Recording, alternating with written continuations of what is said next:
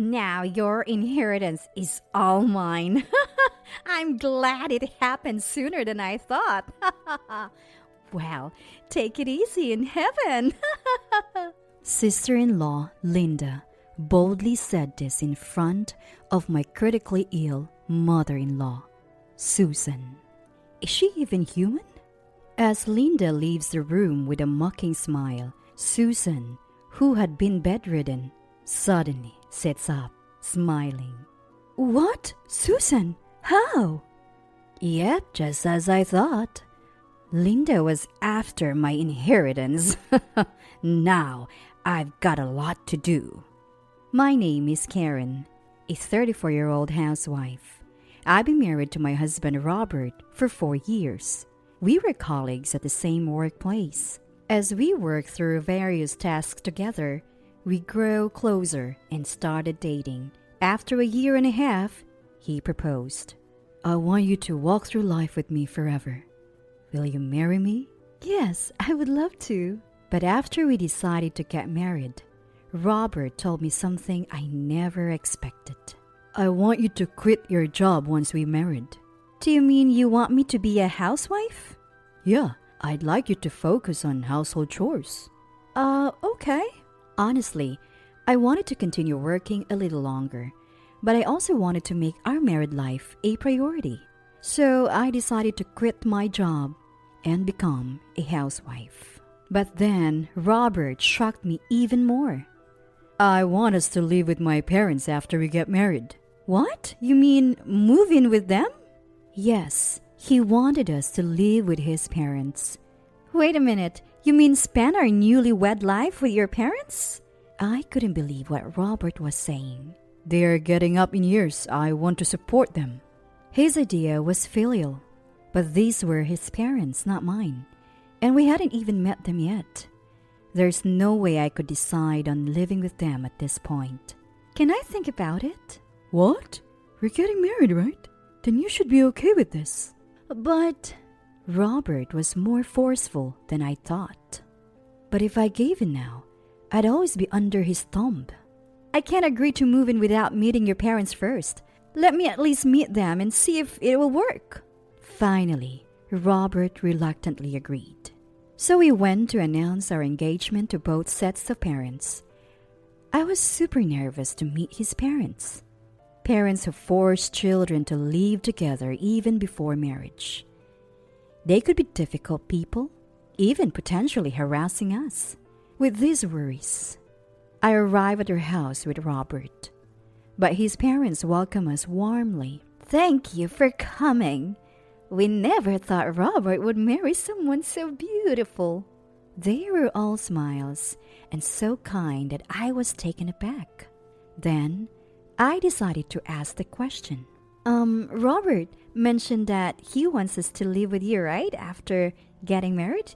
Is that true? Huh? Live together? Even when I brought up the idea of living together, my in-laws looked puzzled. What are you talking about? I was taken aback and looked at Robert. He chuckled. I just spontaneously suggested to Karen that we should all live together. What does he mean, spontaneously? But you know, Mom and Dad are getting older. I think we should consider living together. We appreciate the concern, but you two are newlyweds. Shouldn't you enjoy that phase alone? Exactly. We're still spry. The first years of marriage should be spent with just the two of you. Rather than agreeing with Robert, my in-laws opposed the idea. Robert looked flustered, probably not expecting opposition from his own parents. Well, I was just concerned. If you guys don't want to, I won't push it. So we didn't end up living together right away after getting married. Though I never quite understood why my husband was so insistent on living with his parents. It was comforting to know that they are genuinely nice people. I even thought living with them wouldn't be a bad idea. That time came 2 years after our marriage, when Joseph passed away due to illness. Now that Susan would be living alone, Robert suggested we moved in. I worry about leaving Mom alone. But I'm still fine and I don't want to be a burden. This time, I sided with my husband. We don't consider it a burden. I'm worried about you too, Susan. Please, don't hesitate to lean on us. Is that so? Thank you, both of you. Susan seemed pleased and a little emotional. Losing her beloved Joseph must have been devastating. She agreed to move in, and we canceled our rental and moved into the family home. Life there was peaceful. During the day, it was just Susan and me, and she was incredibly kind, teaching me various things. Susan and I became close, even going to cafes together. Karen, you're such a kind-hearted and honest person. Wasn't Robert like that as a kid? Not just Robert, but Linda too. Linda is my sister-in-law, who is already married and rarely visits the family home. The first time I met Linda was at our wedding, and the next time was at Joseph's funeral. Even when Robert and I would visit for Christmas or family gatherings, Linda's family never showed up. When it comes to us, Linda's always been rebellious. It's a bit sad, but I can't force her to visit. Susan looked sad when talking about Linda. It seemed like my in-laws had always struggled with parenting. Given Robert's spontaneous behavior, he probably gave them a hard time too. That's why I'm so glad that someone as wonderful as you became Robert's wife. Oh, Susan. I adored Susan. I thought of her like my real mom and couldn't understand why Linda would resent such a wonderful woman. Sometimes, even in the closest of families, boundaries are crossed and tempers flare. I can't really intervene, it's not my place to do so. I focus on keeping a good relationship with Susan. Then, we hit a bump in the road. Susan fell while riding her bike and broke her arm. We have been sharing housework duties, but now I had to take on all the chores until she recovered. That would have been fine, but some tasks required two hands. I couldn't handle them alone. Susan, with her arm in a cast, was struggling too. So I asked my husband if he could help Susan a little. He responded with an obviously annoyed face. I'm tired from work. But Susan has a broken arm and is in a cast. It's tough for her, right? What a hustle. I was disgusted by my husband's attitude. Why couldn't he help his own mother? Turns out, his eagerness for us to live with his mom was just a way to show off how filial he was at his workplace. I've seen him bragging to his old colleagues about how he takes good care of his parents and how much he loves his wife. The reality? He leaves all the housework and communication with Susan to me. While he enjoys a king-like status, sure, he's the breadwinner. But that's no excuse for not being more helpful around the house. I was growing increasingly frustrated with him. 3 months passed, and Susan's arm fully healed. Susan, it's great to see you better. Karen, I'm sorry for all the trouble. Don't worry about it. We're family. You're such a kind person, Karen. Unlike Robert. Feel free to dump him anytime. I'm not gonna dump him. I just want you to be happy, Karen. Those were Susan's kind words to me, just as I was relieved about Susan's recovery. Linda, my sister-in-law, suddenly showed up. Linda, what brings you here so unexpectedly? It's rare for you to visit. I miss you, Mom, and wanted to see you. Huh? I heard you broke your arm, so I was worried. But it looks like you're fine now, Linda said shyly. Susan seemed shocked to hear Linda's unexpected kind words. Hey, react, will you? Makes me look stupid for saying something nice. Sorry, I was just surprised and touched at the same time. Susan was delighted. Do you like pound cake, Linda? Want to join us? Sure, why not? Seeing Susan so happy made my day, and I thought, let's enjoy this moment. At first, Linda seemed a bit tense, but she gradually relaxed and was having a good chat with Susan. I'm sorry we haven't been able to show you our grandkids. Next time, I'll bring my husband and kids for a visit. Oh, I'm looking forward to it. After that, Linda started visiting Susan regularly on her days off, bringing her husband Thomas and their kids. The first time she spoke with Thomas, he seemed like a great guy, and their nephews were lovely as well. Susan looked thrilled to be spending time with her grandchildren.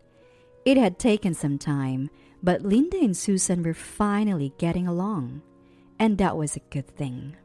However, for some reason, Linda's husband didn't seem to like the idea of Linda and Susan getting along. You know, Linda's been coming over a lot lately. Is that a problem? We're the ones living with my mom, you know. It's not fair for you to just swoop in and get all chummy with her. I didn't quite get what my husband was saying. What I mean is, I'm worried that Linda might end up inheriting more than us. What? Don't you get it? Linda is just trying to win my mom over. It makes her living here pointless. I don't understand what you're saying. I couldn't believe what my husband was saying. It turns out he was planning to inherit more from Susan by living with her. I was utterly disappointed in him. He never really cared for Susan from the start. Selfish, to say the least. Susan would be heartbroken to find out her son was thinking this way. Then, an unexpected event happened. I had to stay at my parents' house for some business the previous day. As I was about to head back, my husband suddenly called. What on earth is it for? I didn't really want to talk to him, but I picked up because the phone kept ringing. Hello? My mom collapsed and was taken to the hospital. What? I was genuinely shocked and immediately headed to the hospital. It was an extremely hot day, and it seemed that Susan had suffered from heat stroke while weeding the garden. A neighbor found her and called an ambulance. My husband couldn't come right away because of work and had asked me to go instead. How selfish and irresponsible of him. Anyone would drop everything to be there. When I got to the hospital, Susan was asleep in her bed. According to the doctor, she was in a critical condition. Shortly after I arrived, Linda also showed up. Is it true that Mom collapsed? Yes, she's in a very critical condition now. As I said that, Linda gave a creepy laugh and then stood in front of Susan saying, With this, all of your inheritance will be mine. What? I'm glad this is happening sooner than I thought. Take your time in heaven. Linda said this right in front of Susan, who was in critical condition. Whoa, Linda, are you actually saying that? What's your deal? Are you eyeing the inheritance too? No way. Why would I? I don't know about that. Ever since I heard Robert moved back in with his parents, it made me wonder, are you guys after that spacious family house? I told you, we're not. Come on, just be real for once. There's no point being chummy with your mother-in-law when there's nothing in it for you. Is she even human? Well, just so you know, I'll be the one getting the inheritance, huh? With that, Linda left the room laughing. As soon as she stepped out, Susan, who had been bedridden, sat up with a smile. I was so shocked. I thought my heart would stop. What, Susan? What's happening? I knew she was after my money. Susan, are you okay? Yeah, it was just heat exhaustion. But the doctor said it was critical. I had them say that actually. What? I wanted to see if my children really cared for me or not. I had a hunch, but I wanted to be sure. Susan? So we have a lot to do, Karen. Can you help me? Huh? Susan was discharged soon after and started making plans. Plans that could be called nothing short of retribution against Linda and my husband. 1 month later, Susan gathered everyone in the living room. Thank you all for coming. Mom, what's this all about? It must be important if you're calling us all here. Linda and my husband seemed a bit annoyed. Probably because Susan had been quickly discharged for mere heat exhaustion. Susan began discussing her plans for her estate. After my recent incident, I did some thinking about inheritance. As she said this, Linda and my husband perked up. So who's getting what? I assume this house will go to me, right? I was disgusted by their blatant greed. Susan ignored them and continued talking. I've decided to sell the house.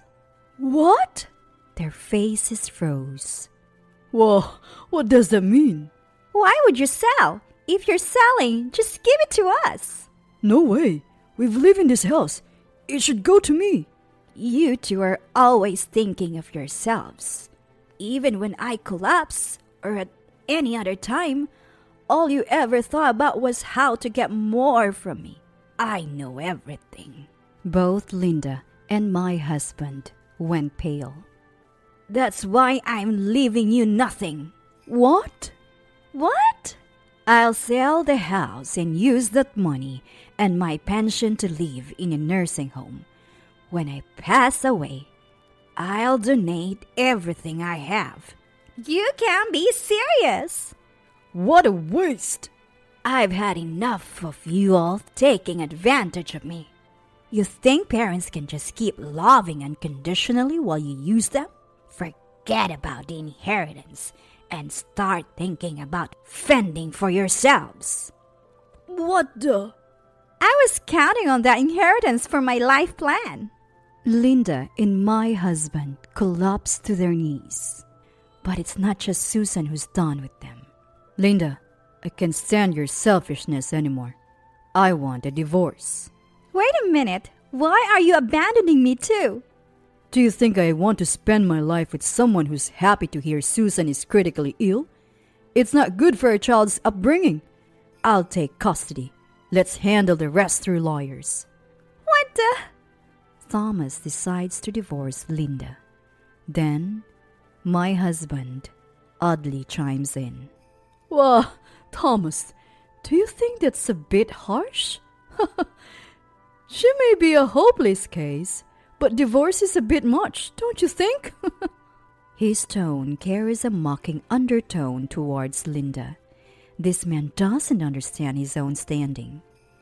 You think you're not getting a divorce? What? I can't continue this marriage with you. Whoa, hold on. Karen, why are you saying that? I've been disillusioned by you throughout our marriage. This is the last straw. I'm definitely divorcing you. What? I grab my pre-packed bag, say goodbye only to Susan, and head back to my parents' home. Later, through a lawyer, I demand a divorce from my husband. Faced with a legal battle, he reluctantly agrees. It seems Linda and her husband ended up divorcing in a similar fashion.